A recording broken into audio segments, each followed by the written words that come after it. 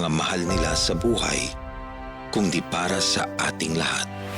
Kaya't sa ating mga Filipino frontliners, maraming salamat po sa inyong lahat. Lahat kami ay saludo at sumusuporta sa inyo.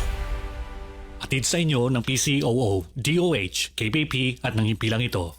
Pagmaalam sa batas, hindi mahuhulog sa mga butas ng anumang relasyon. Samahan sina Attorney Mel Santamaria at Gladys Lana Lucas para sa isang oras na hitik sa legal na solusyon kahit pa sa iligal na sitwasyon. Mag-asawa, magkaibigan, mag-amo, mag-ano nga ba kayo? Laging may tamang exit sa maling entrance. Relasyon.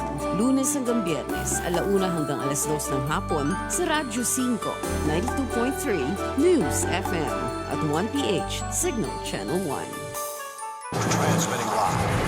Transmitting live from our brand new studios at TV5 Media Center and Reliance Mandaluyong. By land, by sea, and on air. Mula sa pinakabaksyong newsroom sa buong bansa. 25,000 watts. Radyo 5, 92.3 News FM. Iwanan mo na ang lumang tunog ng AM.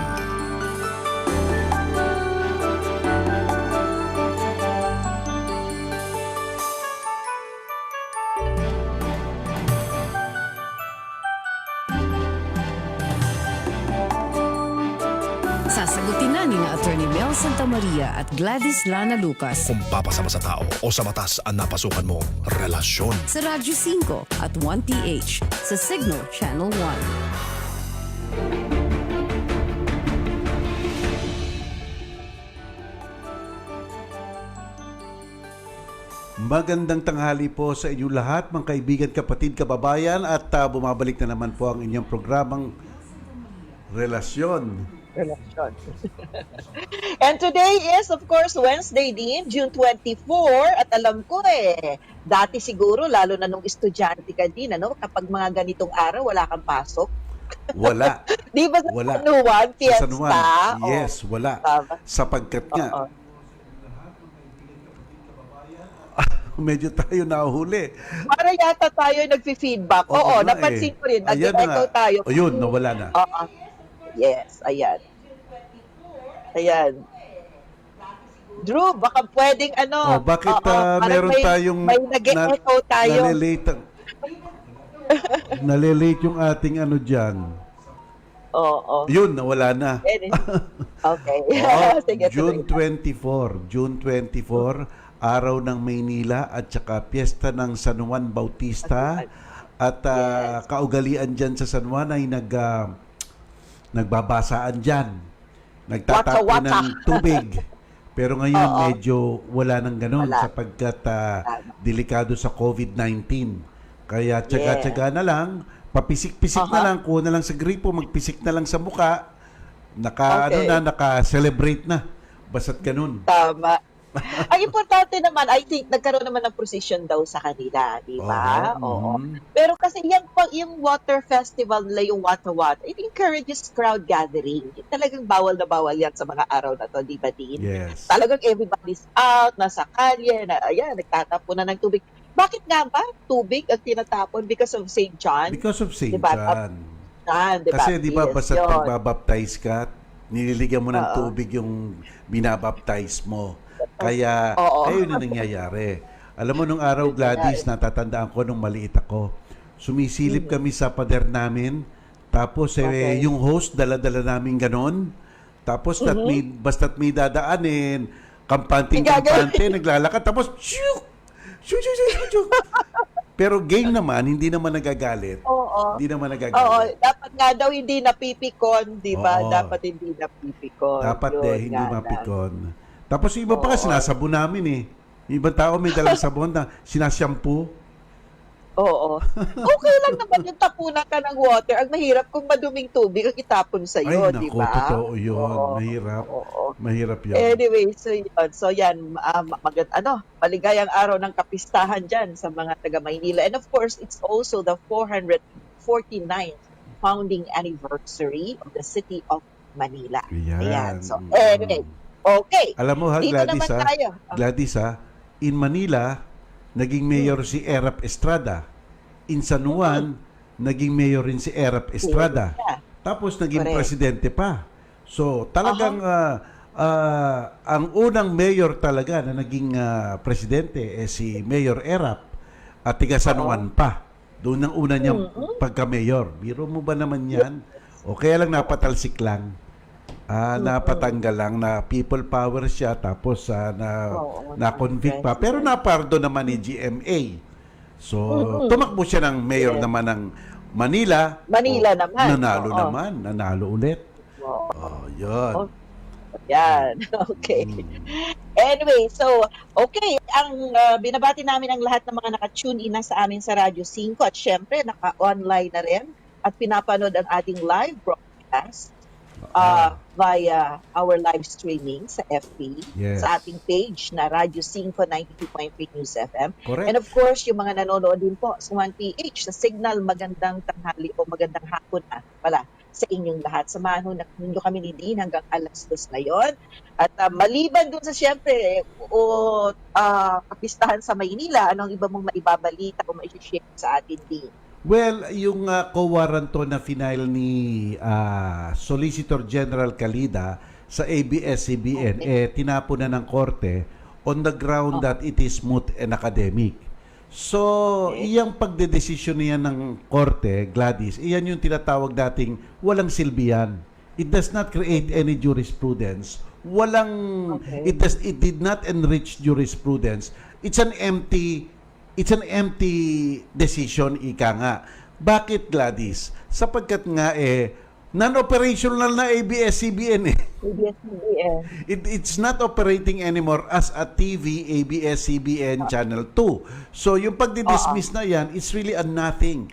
Kaya akala nung iba, nanalo ang ABS-CBN or something like that, o for all you know, it doesn't really affect them. And in fact, it does not affect them because they're not operating as a TV Channel 2. So, it does not enrich jurisprudence. Kaya ang ano dito, Gladys, what is I believe what is lost opportunity here was the Supreme Court.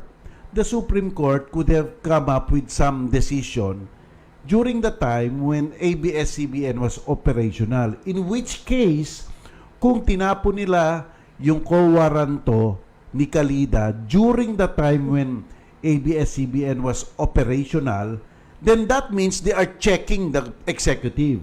Yung check and balance ba in a democracy,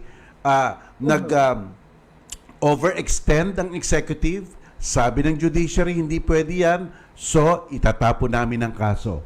That could have been a very significant, may significance because of the check and balance thing. Pero ngayon wala yung check and balance thing because there is really nothing. Walang nangyari talaga. It's really nothing. Kaya tinatawag na moot and academic.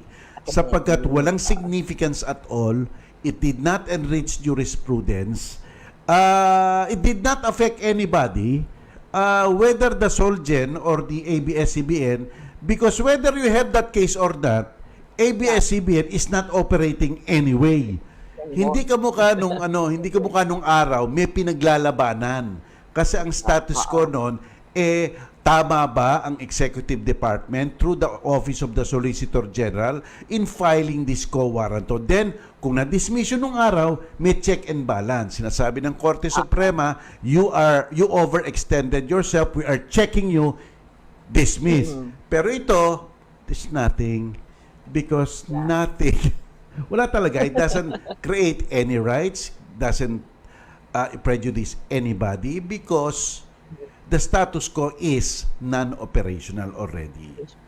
Oo. Ayan. Okay. Kaya moot and academic. Kasi moot and academic because it's already in Congress. Diba? At kung ano man, marahil nakita ng Korte Suprema na kung ano man ang inihain ni Solicitor General na allegedly infractions ng ABS-CBN, iyan ang nakikita natin ngayon sa Congress, diba?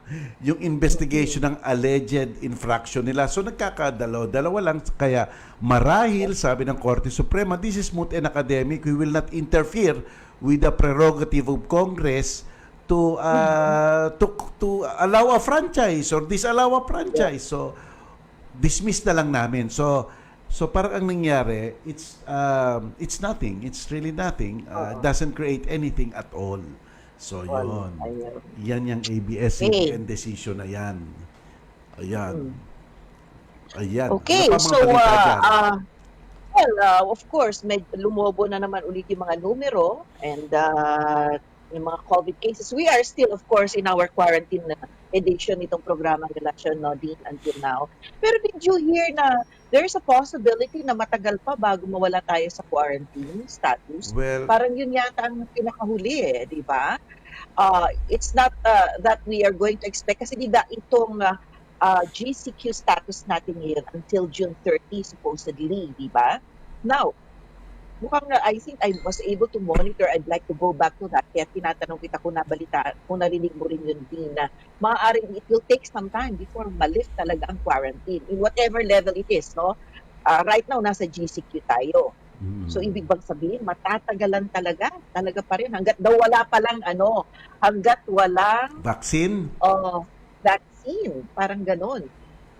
Tagal naman yata.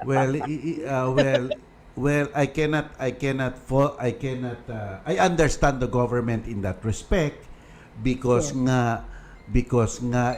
mukhang hindi talaga drastically bumababa yung ating graph ng ng COVID-19. Tumataas at kung ang mundo, Gladys, at least kalahati ang nagre-recover, sa atin hindi ganun ang ratio. Sobrang ang layo ng ratio sa atin. Sa atin, mga 30,000 ang affected, pero ilan pa lang nga nagre-recover? Siguro you only count in the... Ito, 8,442. 8,442. Yes, it doesn't even reach... It doesn't even reach that global average, no? It doesn't reach that. 50%. Na 50%, ang layo. Tayo nandun sa nearing 30. Yes, nearing 30% lang tayo. Kaya it doesn't really look good dito sa Pilipinas, no? Just like in Brazil, pero mas malala ang Brazil. In Mexico, mas malala sila. Pero dito sa US, malala talaga sila. But we don't have to compare ourselves with them. We have to compare ourselves with our neighbor countries. Because ito mga ASEAN countries, near the, kung tatawagin natin, near the origin of the COVID-19, and yet nakokontrol na nila. Tayo, it seems na hindi natin makontrol. Oo, kasi ang gobyerno rin, huwag niyo sisisihin masyado ang mga taong bayan. You have to lead by example, ika nga. Kasi mentras ang mga information malabo, mentras ang mga information ay andaing clarification at the first hearing, or mentras ang information ay madaming interpretation, ang mga tao mas lalong nalilito. Kaya hindi natatakot umalis ng bahay. 'Di ba?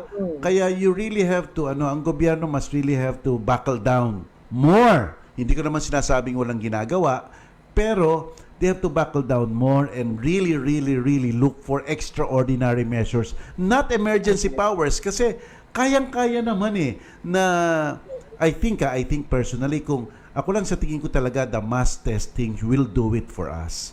Kaya lang it's parang hindi ginagawa talaga because that is the focus of almost all countries in the world, mass testing, 'di ba? So I hope sana ang gobyerno would do something more aside from monitoring, 'di ba, or the usual thing na pagbibigay ng pera, o the usual thing na dapat may mga enough beds for those who are affected. Those are the ordinary things na common sense dapat gawin. Kaya ang kailangan natin yung extraordinary measures. 'Di ba, Gladys? Ayan. Yes. Ayun. Okay. So, madalian ng din. I think ang numero sa mundo, mahigit 9 million na. Oo. Mahigit 9 million. 9.18 million. Yes. Tapos recoveries is 4.6, mga around 4.6 million. At yung number of deaths ay nasa 475. Doon naglalaro. Pero ito na, Gladys. Sa buong mundo, 9,359,279. Ang mga namamatay ay 479,879 at ang mga nagre-recover ay 5,046,269. So, ayan, beyond Mas 5 million na yes, pala. beyond recoveries. 50% ang recovery. So while the world is getting a little better in terms of recovery, nakikita mong Pilipinas na iiwan pa rin. We're just below 50%, which is not the global average. 'Di ba? So Yes. so yan. Okay.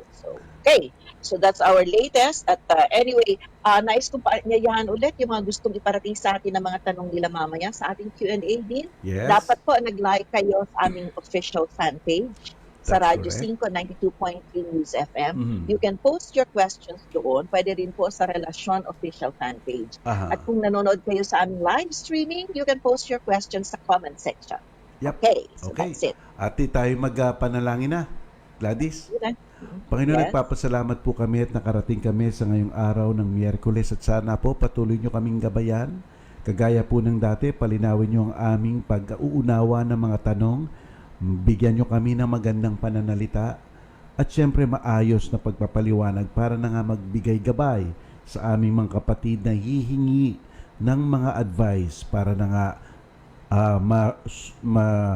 ma-solve nila lahat ng kanilang mga suliranin. Lahat po ng ito ay aming iniaalay para sa inyong ikabubunyi. Amen. Ayan. Amen. Okay, babalik po kami with our word of the day, pero saglit lang po ito. Diyan muna kami sa aming studio for some reminders. Ang oras natin, 1:15 na hapon.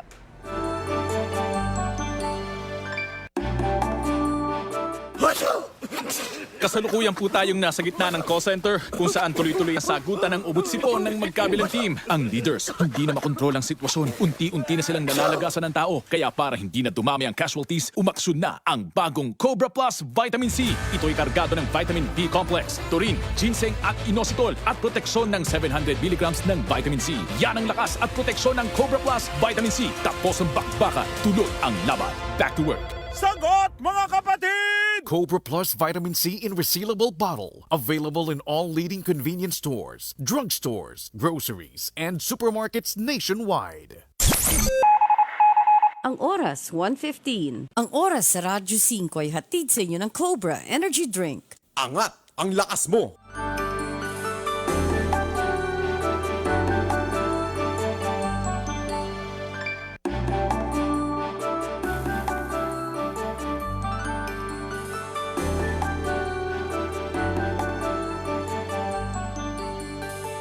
Attorney Mel Santa Maria, Gladys Lana Lucas, Relasyon. sa Radyo 5 at 1PH sa Signal Channel 1. Hello mga kaibigan, nagbabalik po kami dito sa ating programang Relasyon. Si Dean Mel Santa Maria po ang inyong lingkod.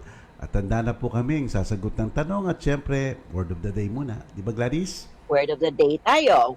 Here's our word of the day. Programang relasyon na makapagbigay ng payo na naaayon sa batas. Para higit na maliwanagan sa terminong legal, narito ang ating word of the day. Ang ating word of the day, Gladys, ay bench warrant. Okay? Bench warrant. Ordinaryo. Ordinaryo ito, Gladys. Ito ang warrant o order ng korte na kanilang inilalabas para dakipin ang isang akusado. Okay. Ito yung pangkaraniwang warrant of arrest. Ngayon, matatanong mo, Gladys, oy, bakit mo kina-qualify pa na bench warrant? Na bench. Yun nga itatanong ko eh. Anong difference sa warrant of arrest or arrest warrant sa bench warrant? Wala. Diba? Walang diferensya Wala? yan. Sapagkat ang Okay. ibig sabihin, sapagkat ngayon, Gladys, lahat ng warrant of arrest dapat issue ng korte. Wala nang warrant of arrest na hindi ini-issue ng korte. Hindi ka mukha noon, Gladys, nung araw nila Marcos, 'di ba? Nila Marcos nung 72 constitution natin, nung martial law. Alam mo ba ang administrative agency like the Department of Defense can issue a warrant. So administrative, correct? Yes. So, at kung sino man ang i-delegate ng presidente noon, kasi nga dictatorship noon, pwedeng mag-issue ng warrant. So, therefore, yun ang mga administrative warrant. Ang tawag doon, ASO, Arrest, Search, and Seizure Order, Seizure order. na ini-issue Oo. ng isang administrative agency at ini-implement. So, noon, may administrative warrant, ASO, at saka may court warrant, which is called bench warrant. So, para malaman nila yung pagkakaiba, yung isa tawag ASO, yung isa tawag bench warrant. Kaya lang natuto na tayo ngayon sapagkat nga in history natin, nung araw ng martial law, nung araw nung hindi nakokontrola yan, mas madaming nadakip dun sa ASO kesa sa bench warrant. Meaning to say, the administrative part of government is really prone to abuse its powers and prerogative. Kaya we learned that hard lesson. That's why in the 1987 Constitution, nilimita na lang natin ang pag-i-issue ng warrant sa korte. At ginawa pa nating requirement na bago mag-issue ang korte ng search warrant, he will ask probing questions to the applicant officers. Talagang titignan niya kung kailangan talaga na may probable cause ba? Talaga bang meron kayong ebidensya? So, titignan yan. Kaya ngayon, after the 1987 Constitution, isa na lang ang warrant natin, yung bench warrant. Warrant. Yeah, kaya ngayon, whether you call it bench warrant or warrant of arrest, pareho lang yan. Wala na sa atin yung ASO na administrative warrant of arrest. Wala na kasi talagang pangit yun. Pangit talaga. It really can be seriously abused. And number two, can be used politically. Imagine, Gladys, kung nung araw may galit ang yung presidente sa isang tao, papa-administrative warrant niya lang. Therefore, baka magkaroon talaga ng bahid ng politika. Whereas a bench warrant is done by a neutral person, a judge. A judge. Yes, who will ask probing questions. So, natuto na tayo dyan. Kaya nga, nilimitahan na lang natin sa bench warrant or warrant of arrest na ini-issue ng korte. Ayan. Yan. Okay, so yan pa ang ating word of the day. Ngayon naman, sa mga hindi pa po nagpo-post ng kanilang mga questions, magsisimula na po ang ating Q&A, kaya't mag-post na kayo. Narito na ang ating Q&A.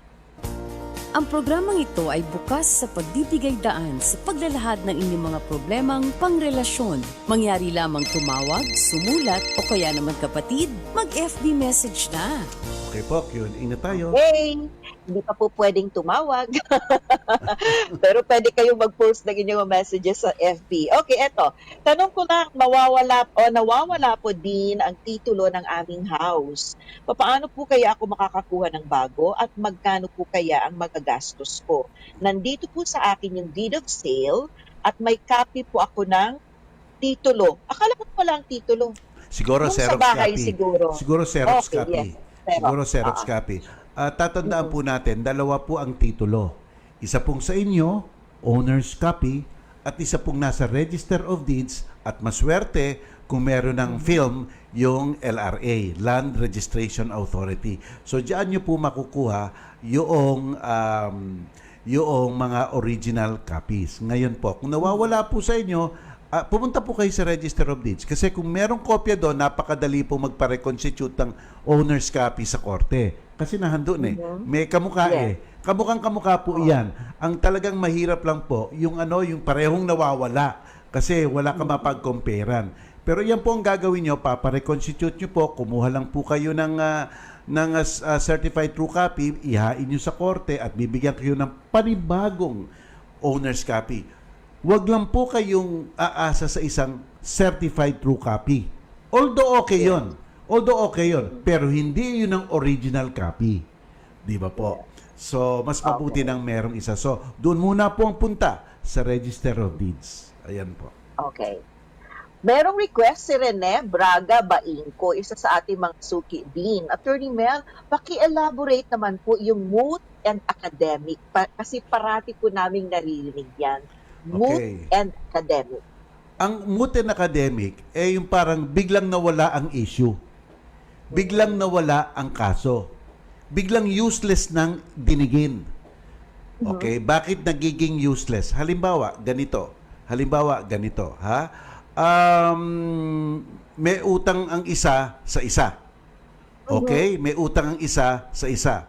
Tapos, hindi alam ng korte, nagkasundo na pala. So, pinaalam lang sa korte pero hindi nila binibigay yung formal na compromise agreement. Nalaman lang ng korte at na-authenticate ng korte. So, wala nang issue. Hindi na magkalaban. Sasabihin ng korte, this is a useless case, moot and academic. Isa po yan.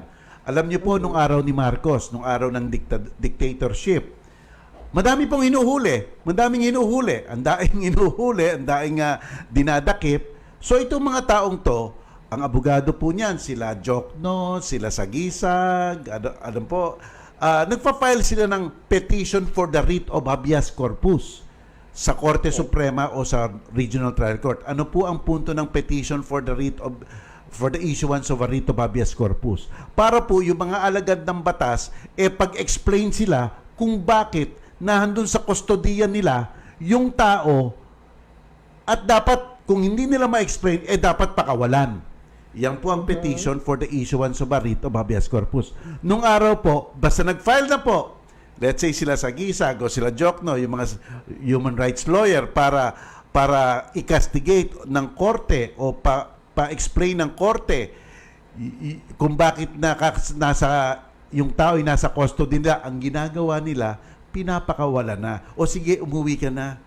Moot and academic. Academic lang. Moot and academic. Ano pa i-explain lang? Wala na. Magmamanifest lang, Your Honor, wala na sa aming custody. So the writ of habeas corpus, which is a writ of delivery of a body, has become moot and academic. So ganun po ang moot and academic. Kagaya po nung ABS-CBN, ang tingin po ng korte, since doon na sa Congress, doon na pinag-aawayan kung ang violation ay naganap o hindi. Tapos ang issue rin sa co-warrant to, whether may violation ang ABS-CBN. At siyempre ang franchise prerogative ng Congress. Siguro marahil ang sabi ng Korte Suprema, ano pang gagawin namin dito? Meron na dun. So therefore, at sila ang may prerogative mag-issue ng franchise. So therefore, moot and academic. Kaya yung korte na nagmumut and academic, wala po talagang saysay ang nangyari sa kaso. It did not enrich jurisprudence. Wala pong kinontribute para madagdagan ang kaalaman natin kung ano-ano mang dapat alamin. Di ba po? Hindi ho na-resolve ang issue na hinain sa kanila. Wala po. Basta't walang nangyari. Kaya nga po, itong pagdi-dismiss ng ABS-CBN, nakala po ng iba, wow, panalo. Wala po. Kasi nakasara na Di ba po? So iyan po. Iyan ang ibig sabihin. Wa-effect na po. Wa-effect na. Yes, wa-effect na. Kasi whether there is a case or there is no case, yung ABS-CBN, it's non-operational already.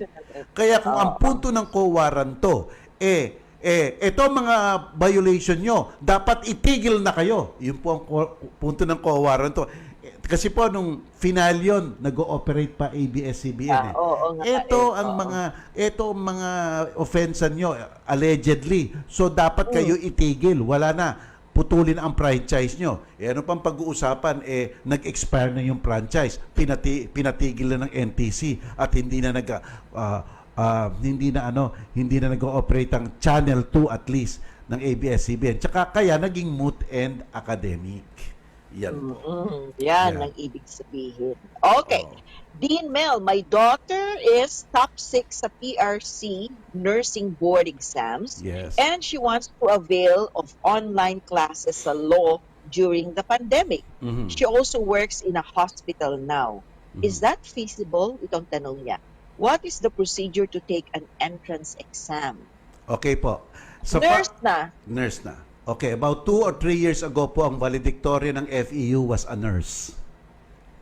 Gusto ko lang pong sabihin sa inyo yan.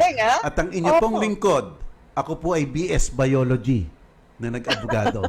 Pre-med dapat to. Tsaka po yung aming big boss, si Ray Espinosa. Pre-med po yun. Pre-med din. Tapos naging kaklase ko sa law school. Nag-number 1. Number 1 sa bar. Sa bar. At saka nung ano po, about 1 or 2 years ago, ang number 1 rin po sa bar, isang nurse. So, pwede po. Bukas pa po ang mga eskwelahan dyan, hindi ko lang alam po sila, pero kung sa amin kayo mag-e-enroll, ang top 10 po, within the last 5 years, top 10 within the last 5 years, sa board, any kind of board, binibigyan po ng FEU, mag-apply lang po sila sa scholarship. No tuition fee, no miscellaneous fee, book allowance, at saka may cost of living allowance pa. Kaya lang, limitado lang po ang slots, kaya dapat kung ang anak nyo ay nagbabala, kaya mag-enroll na o mag-register na at least para makita ang credentials niya, kasi sa FEU po, wala po kaming entrance exam, tinitignan lang na namin yung credentials. At kung mag-a-apply ng scholarship, meron lang pong quota, pero kahit ganun pa man po, may slots pang natitira, kaya siguro kung ninanais ng anak nyo, mag-aral na. Ngayon po, this semester po, meron pong directive ang Legal Education Board. Kumbaga po, ito ang counterpart ng CHED. Okay po? Ang Legal Education Board po, nag-issue ng memorandum, at least dito sa Metro Manila, na ang klase po ay online until further orders. Kaya po, lahat dito sa Metro Manila nagsusumikap na matuto na mag-online para po ganun po ang mangyayari, online until further orders po sa Manila. Kaya pagkakataon po ng anak ninyo, yung nurse, kung gusto niya, mag-online registration rin po sa amin, sa FEU. Ewan ko lang kung sa ibang eskwelahan may online application, registration, and enrollment. Kasi po sa amin meron. We are adjusting to the situation ngayon po. Hinahanap ko nga po yung telephone number namin eh. Teka, hanapin ko ha. So, ito. Baka makita ko ito. Ang telephone number po namin, kung gusto ninyong malaman, ay tawagan nyo lang po si Miss Jen. 0945-638-8664. Ulitin ko po ha. 0945-638-8664. At sa scholarship naman po, si Miss Phoebe, 0995-989556. 0995-989556. Ang ano lang po, ang siste lang po nito, basta't po okay na ang face-to-face, talaga pong magfe-face-to-face. Yun lang po. Ang online po, hindi po kung magiging continuous lang yan because of the directive of the LEB. Once we are allowed po, automatic po, magfe-face-to-face na po kami. Kasi po, meron rin pong ibang pedagogical methodology na kailangan rin po ang face-to-face. Kaya yun lang ang magiging situation ng inyong anak, pero in the meantime, online po talaga until further orders by the LEB. Ayan. Yes. Okay. We will pause for a break, but before we do, gusto ko munang magsabi ng hello to you, Star Pable. Thank you for watching us while working from home.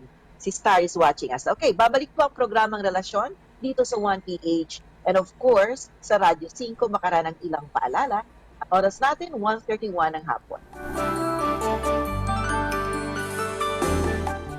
Exciting pero very challenging na maituturing ang pagpasok sa online business. Sa dami ng maaring pagpili ang produktong ibinebenta, minsan ay sa presyo at kalidad ng serbisyo at produkto nagkakatalo. Kaya naman malaking tulong ang pagkakaroon ng mga katuwang para mas maging madali ang negosyo. Yan ang papel ng tinatawag na fulfillers sa ilalim ng e-fulfillment. Ano ba ito? At paano ito makakatulong sa ating negosyo o sa binabalak mong negosyo? Pag-usapan natin yan ngayong Webes, June 25 sa TNK, Trabaho, Negosyo, Consumer, sa Perfect Morning with Cheryl Cosim, alas 10 hanggang alas 11 na umaga sa Radyo 5, 92.3 News FM.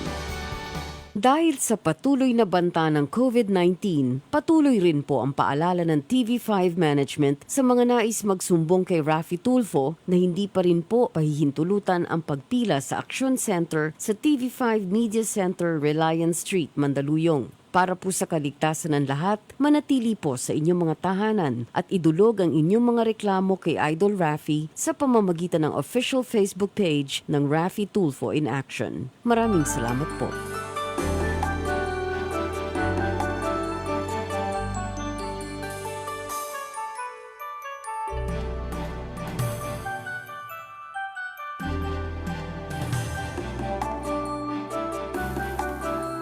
O kasintahan, boss sa trabaho o boss ng puso mo, relasyon. Sa Radyo 5 at 1PH sa Signal Channel 1.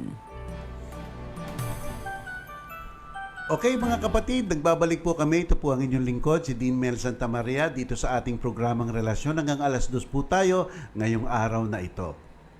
Okay, back to our Q&A, Dean. May tanong tayo dito mula kay JMM. Okay. Good afternoon, tanong ko lang po. May boyfriend po ako, may anak kami, wala pong trabaho ang partner ko, and nagbibigay ng sustento ay yung mama niya. Pero sa ngayon po, 4 months na silang hindi nagbibigay. Pwede ko po ba silang obligahin? Kasi sa ngayon po, nalalaman ko din na nambababae ang partner ko at nakaka-apekto na rin po ito sa akin sa araw-araw. Ano po ba ang pwede kong ikaso sa kanya? Thank you po sa inyong sagot. And God bless. 101% po. Kailangan igiit nyo ang karapatan ng anak nyo ngayon. Sapagkat bilang ina po ng isang illegitimate child, sabi po ng ating batas, kayo lang po ang merong parental authority. Ang tatay wala. Pero pananagutan ng tatay na suportahan ang kanyang anak. Okay? So that's malinaw. Kung hindi po makapagsusuporta si tatay at sabihin na po nating tunay na wala siyang trabaho. Tama po, ang susunod na pwedeng hingan po ay ang mga lolo at lola. Yung mga magulang po ni tatay. Nasa batas po natin yan. Kaya po, para kay tatay, ang kaso po ay yung Republic Act 9262. Kasi po ang isang tatay nang hindi nagsusuporta, bagamat kaya niya. Kasi po minsan talaga ang mga taong dapat magsuporta umiiwas, ano po ha? Wag lang po kayong magde-depend sa mga say-so ng mga taong yan kasi ang psychology nila iiwas po talaga sila. Kaya isa pong magandang paraan i-demanda nyo sa ilalim ng Republic Act 9262 sapagkat po iyan po ang batas na tinatawag na VAUSI. Iyan po ang nagse-safeguard sa karapatan ng mga kababaihan at ang mga bata. At 4 po ang pang-aabuso dyan. Physical, sexual, emotional, pinansyal. At dyan po papasok sa pinansyal ang pang-aabuso nung tatay. Hindi siya nagbibigay ng support. Pagpalagay natin na kaya niya. Kung kaya niya at hindi siya nagbibigay. Diba? Yan po. At actually, sabi pa nga po ng batas, pwede niyong pakulong Pero, ano na lang po, filean niyo yung kasong yan. Sige po, igiit niyo na ang karapatan ng inyong anak. Ayan po. Yan. Hello po, attorney. Ask lang po ako, yung ate ko kasi may asawa siya at kasal sila. Tapos, yung isang ate ko ay nakipagtalik sa asawa ng isa kong ate. Pero hindi siya nagsasabi ng totoo. Samantalang yung asawa ng ate ko ay sinasabi na niya kung ano ang nangyayari sa kanilang dalawa dahil nakukonsyensya na raw siya. Pero wala naman po kaming ebidensya na sila ay talagang nagtalik. Pwede po ba silang kasuhan kung yung lalaki na mismo ang nagsabi? Well, okay. Doon sa lalaki, yes. Kung ang damdamin po ng babaeng asawa ay talagang sakit, masakit po, emotional violence po itong ginawa sa kanya. Ang pakikiapid, ang pagtataksil ng isang lalaki sa kanyang asawa, nagbibigay po ng tinatawag na emotional violence na papasok rin po sa 9262. Okay, number 1. Number 2 po, pwede niya bang isangkot yung, kapatid nung asawa?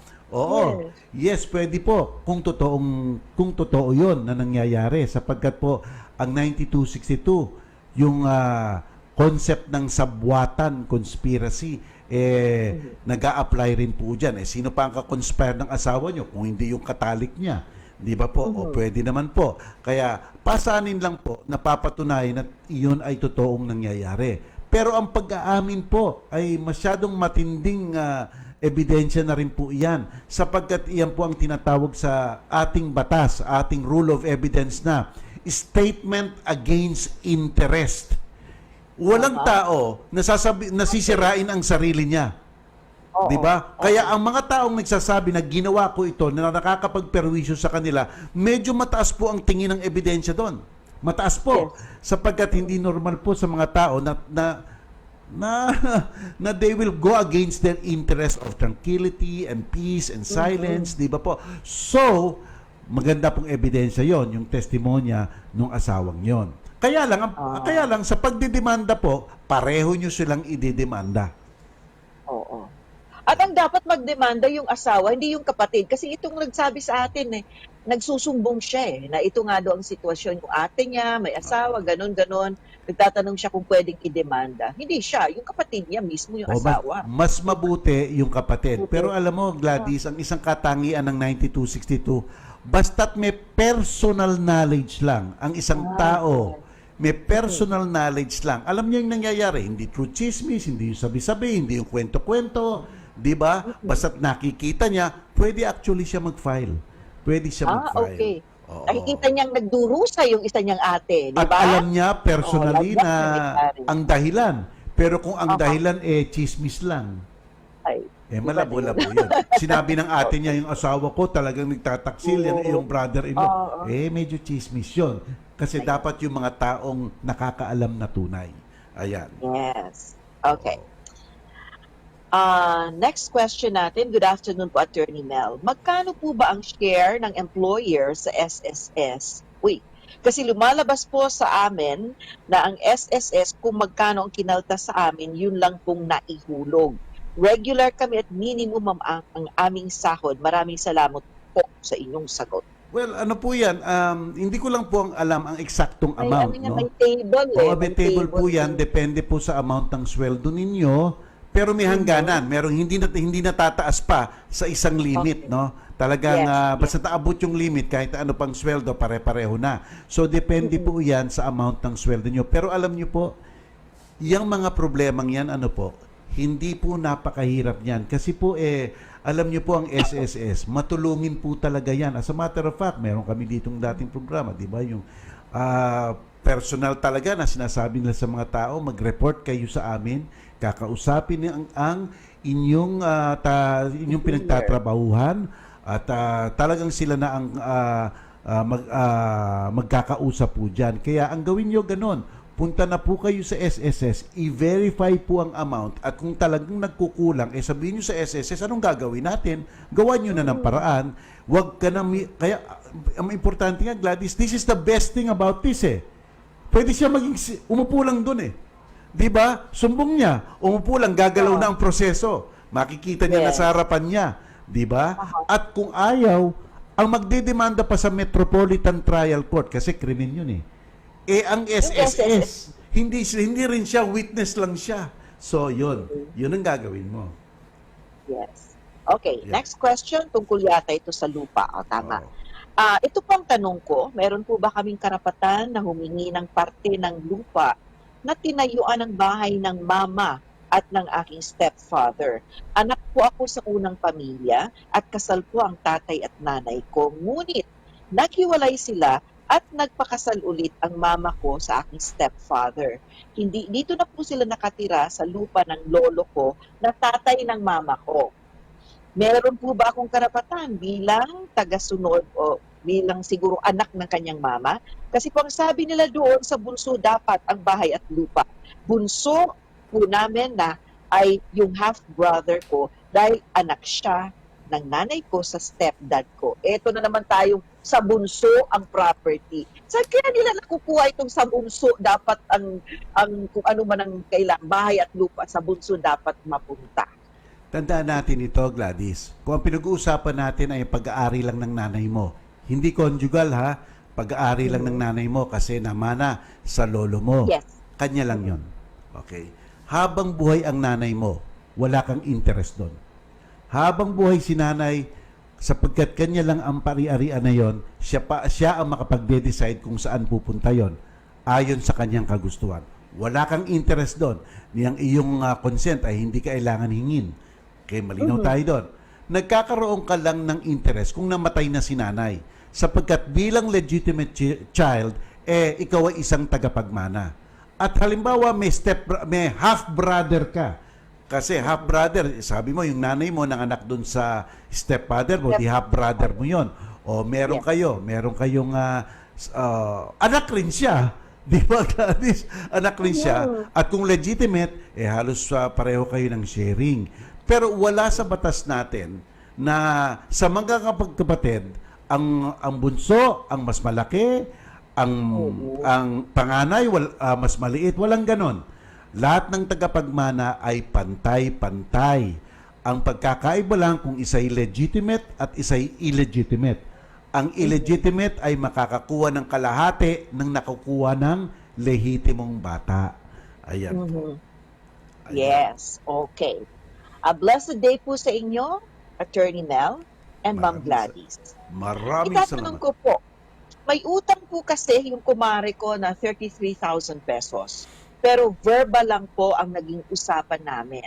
Tiwala naman po ako, kaya lang kung sakasakali, kahit verbal lang ang kasunduan namin, may habol po ba ako? At kung sakali, pwede ko ba siyang kasuhan ng estafa kapag tinakbuhan niya ang utang niya sa akin? Kasi umuupa lang sila dito sa aming lugar. Wala po kasi silang permanent address.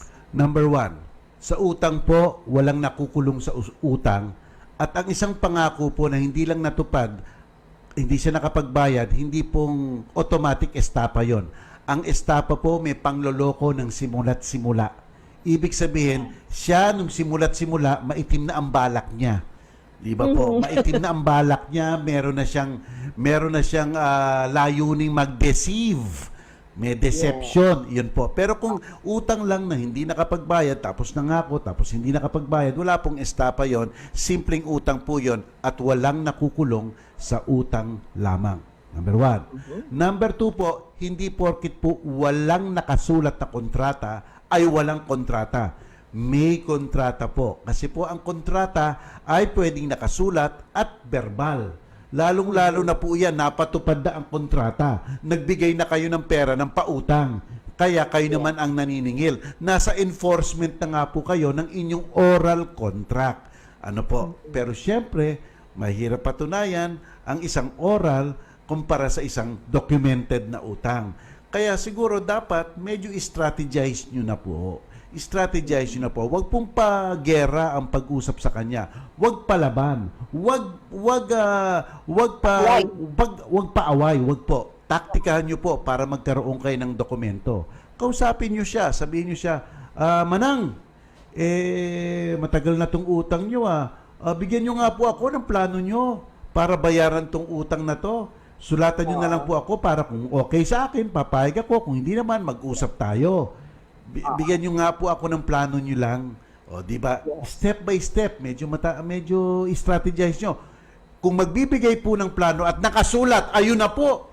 Meron ng pag-aamin, meron ng katibayan ng utang, may pag-aamin pa. Kasi bakit siya magbibigay ng structure para magbayad kung hindi niya inaamin? Ang lakas po na ebidensya. So, hawak nyo na po yun. Whether pumayag kayo dun sa plano niya o hindi kayo pumayag, meron na po kayong nakasulat na ebidensya. Kaya minsan po talaga, o kadalasan, o ang pinakamagandang gawin po talaga, pinaplano ang gagawin step by step para paghantong sa korte, buong-buo ang ebidensya. Hindi na kayo parang naghahanap ng ebidensya, kinakabahan, baka pasinungalingan niya at siya ang paniwalaan. Alam niyo yun, ganon. So dapat po strategize ninyo. Yes. Okay. Next question, attorney. May habol po ba si mama sa parapernal property sa asawa niyang German na namatay na? Ang mga titulo po kasi ay dinala ng German at ngayon po ay nasa kabit niya. Ang sabi po sa amin ng kabit, ay may last will and testament po. Nagkaroon po kasi sila ng anak ng German. May habol po ba si Mama kung sakali? Hindi siya nakasali sa last will. Ano po ba ang dapat gawin ni Mama at may habol po ba siya? Ano kaya parapernal lang sinasabi Yes, niya? correct. Kasi ang parapernal po, yan po ang technical name ng pag-aari ng babaeng asawa, kanya lang. So kung kanya lang po iyan at parapernal at hinahawakan ng estrangherong iyon na banyaga, wala siyang karapatan doon. Wala siyang karapatan doon. Dapat talagang ibalik sa nanay ninyo yan. Kaya magfa-file kayo ng kaso for recovery of property. Kasi saan inuhugot ng banyaga na hawakan niya ang parapernal property ng nanay mo na wala naman siyang karapatan doon. Di ba? So, recovery of property yan o probably recovery of that document lang iyan. Ngayon yung sinasabi ng kabit na last will and testament.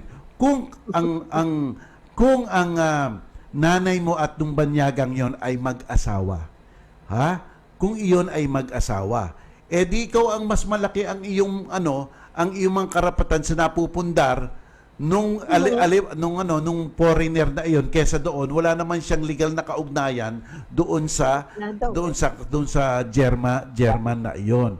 Ngayon last will and testament, ibig sabihin mo ba may mga dapat pag-aari kayo na ini-last will and testament niya sapagkat ang nanay mo ay isang compulsory heir, dapat meron niyang mana.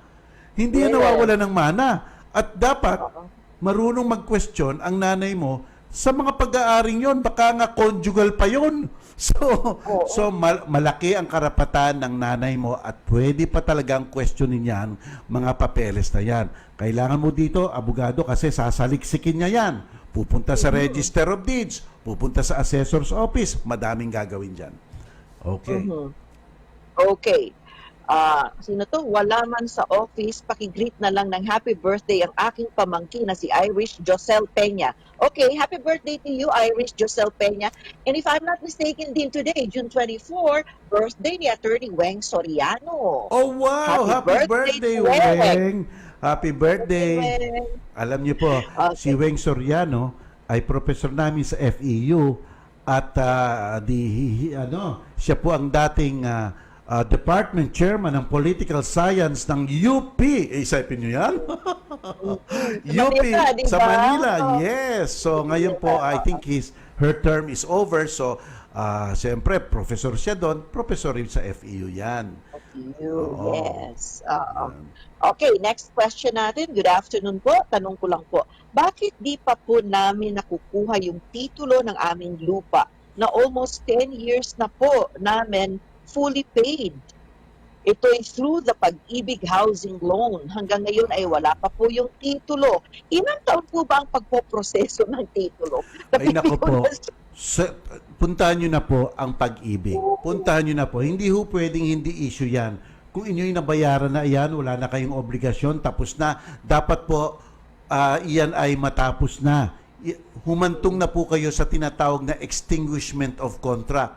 Ibig sabihin po, punto na patupad na lahat para ang relationship nyo as buyer and seller ay mawala na sapagkat natupad na lahat. Specific performance po yan. Lalo na Pag-ibig, bakit naman ganun ang Pag-ibig? Hindi po ganun. Baka naman mayroong mga reason. Kaya dapat puntahan ninyo. Puntahan ninyo ang Pag-ibig. Yeah. Follow up. Okay. Oh, sabi ni Aaron Peña, also advance happy birthday to me. Relasyon lang ay kumpleto na ang birthday. Yahoo! Sabi ni Aaron. Maraming salamat. Advance happy birthday to you, Aaron. Di mo sinabi yung anong date, bukas ba ito o sa makalawa? Okay. Attorney, kung sakasakaling tubusin na namin ang lupa na iniwan ng aming mga magulang sa pinsan namin, may karapatan ba siyang humingi ng bayad sa pagbabantay ng lupain yon?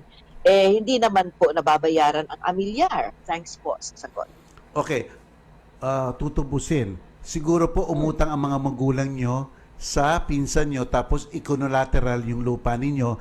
Tapos ang nangyari, siya ang nagbabantay ng lupa. Okay po. Parang gano'n, no? Well, ibang klase yun, ha? Ibang klase yun. Opo. Ibig sabihin, meron po kasi tayong tinatawag na equitable considerations kung naalagaan niya po yung lupa.